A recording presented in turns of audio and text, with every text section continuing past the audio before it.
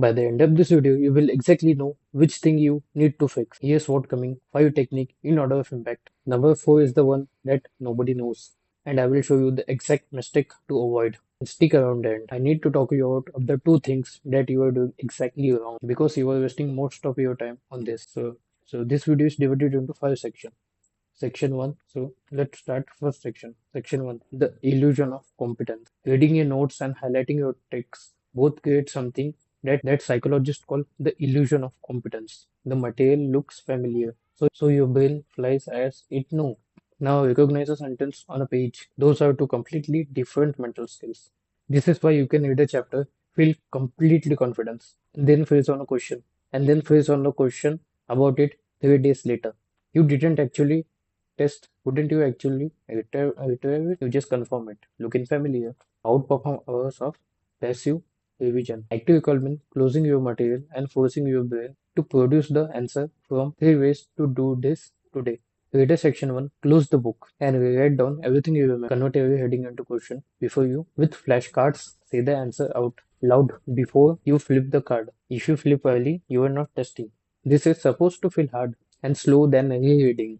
That struggle is literally the brain is strengthening your memory. Comfortable studying is usually a warning sign, not a good one. Section 2, active recall. Active recall answers you what to do in a session. The next technique answer a question which most students never even think to ask. Section 3, space repetition. There is a well documented pattern called forgetting curve.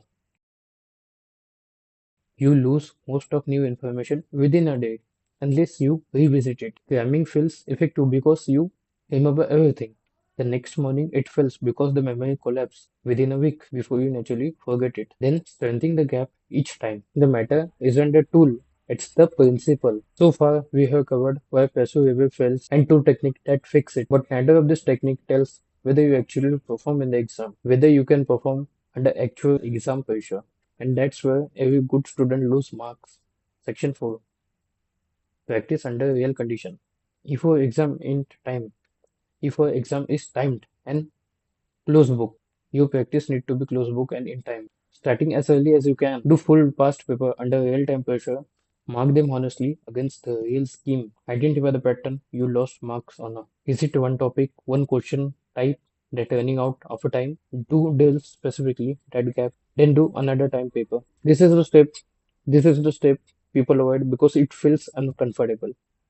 This is the step people avoid because this will uncomfortable to see wrong answer. Section 5. The Feynman's technique. For anything you don't truly understand, not just haven't memorized. First, pick the topic.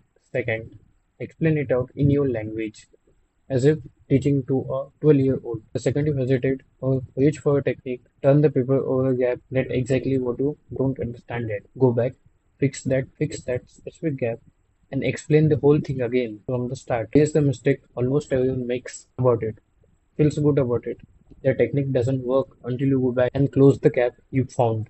Then re-explain the whole thing. Skipping the last loop is why people say and that's why people say I follow Feynman's technique, but and it didn't help. Most people study one topic for a long block, say 3 hours, a single chapter. It feels focus is actually the one of the least effective method to prepare for an exam. Interleaving means mixing related topic and question because your brain cannot go on autopilot. You have to work out which method apply before. Interleaving trains you to tell topic apart under pressure, which straight repetition never does. Use active recall to actually retrieve the information. Practice under real condition. Use the full Feynman technique. None of this require more hours in a day. So hit subscribe because next week I am breaking down in the same amount of detail. Comment below. I will read everyone and I will pin the best comment. See you in the next video. Bye.